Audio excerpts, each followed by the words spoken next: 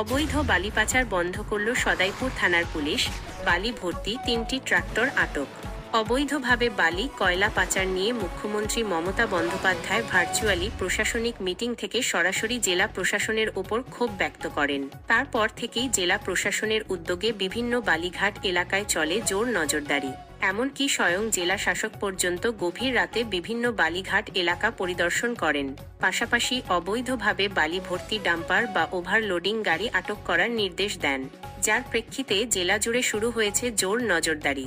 সেরূপ সদাইপুর থানার ওসি মোহাম্মদ মিকাইল মিয়া গোপন সূত্রে খবর পেয়ে অন্যান্য পুলিশ কর্মীদের অবৈধ বালি ভর্তি ট্রাক্টরের ওপর নজরদারি চালাতে বলেন। সেই হিসেবে 3টি ট্রাক্টর আটক করে। জানা যায়, রানীগঞ্জ মোড় গ্রাম 14 নম্বর জাতীয় সড়কের পাশে চিনপাই বাইপাস রাস্তা থেকে বালি ভর্তি 3টি ট্রাক্টর আটক করে সদাইপুর থানার পুলিশ। ট্রাক্টরগুলো দুবরাজপুর থানার দিক থেকে চিনপাই অভিমুখে যাচ্ছিল। যদিও পুলিশের টের পেয়ে গা ঢাকা দেয় ট্রাক্টর চালকেরা।